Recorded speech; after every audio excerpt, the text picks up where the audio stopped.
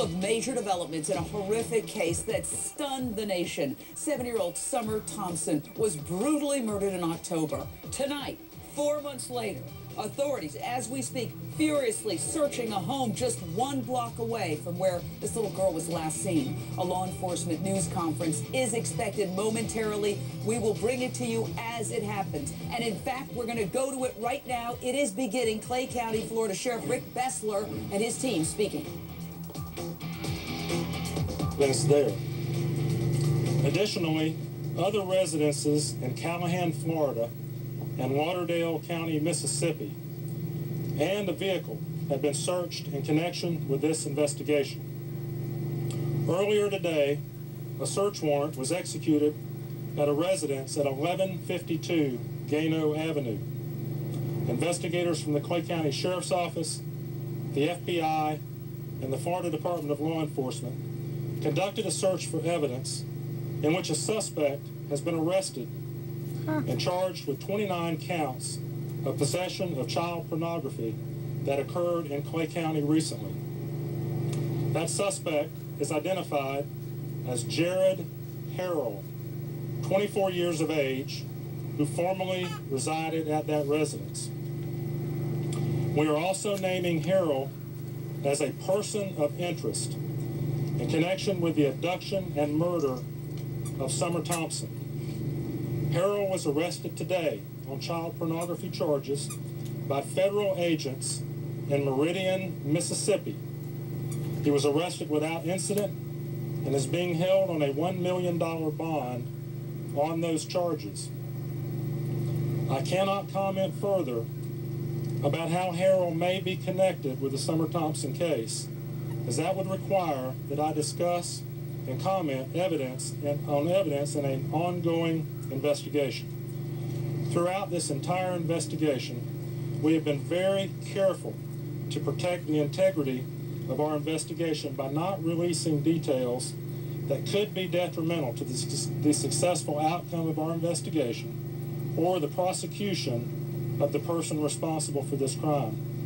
I appreciate the cooperation of the media in that regard. Thank you very much. Okay, as you hear, they now have a person of interest in little Summer Thompson's tragic death. Is Jared Harrell, 24 years of age, and he is being held on $1 million bond. He was arrested today in Meridian, Mississippi, and he's charged with 29 counts. Michelle Sagona, as you listen to this news conference, this is extraordinary. Just the fact of $1 million bond tells you everything you need to know about how seriously law enforcement is considering this person of interest. You've got that right, Jane. And I also, what I'm trying to figure out at this point is I spoke with one of the neighbors next to this house that was being searched, a woman, Mrs. Cody, and she told me that a family had lived there last year but had moved out. She couldn't remember exactly if they had moved prior to summer when she went missing or just after that point. But it appeared to be a husband and wife, their 2 sons, and possibly a cousin who was living at the home. So I'm going to sort of work on that. But on the other hand, the fact that this person has been charged with 29 counts of child pornography, that they've tracked him to Mississippi, the fact that Clay County, early on in this investigation, after Summer was reported missing, they tracked the garbage out to 50 miles away, out to that Georgia landfill. They were able to dig through that to find her body. These investigators are doing an extremely thorough job in this case. They have from day one. They do have a team called Team Summer that was formed early on, U.S. Marshals, FBI agents, investigators from Clay County, to be able to track down hundreds and hundreds of leads, more than 1,000 leads in this case in the last 4 months since this little girl was murdered. Now, the child pornography I find absolutely fascinating. And what strikes me, Dr. Dale Archer, clinical psychiatrist, is the fact that this person of interest is 24 years of age. Like perhaps many Americans, when I think of a child predator, for some reason I think of an older male. An older male. Dr. Dale Archer, can you hear me? What do you make of the fact that this person of interest, who's been charged with so many counts of child pornography, being held on $1 million bond tonight, is 24 years old? Yeah, actually, Jane, though, if you look at the demographics, it's not just the older men that are doing it. This is a lifetime affliction. So this starts in the mid-teen years and then typically escalates. So oftentimes they don't get caught until they're older because the crimes they commit get worse and worse. So they may start with child porn, and then that leads to actually getting victims and starting to act out some of their sick fantasies.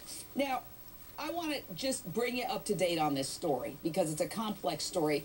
But it's really very simple. There was a horrific murder of a beautiful young child, Summer Thompson, 7 years old, walking home from school with her brothers and sisters. She just made the fatal mistake of just running ahead of them. She disappeared from view and then never seen again, never made it home. Her mother begged for her safe return. Listen to this. They should know that she's one of the most loving little girls in the whole wide world. She doesn't know a stranger, and if somebody has her, please just bring her home.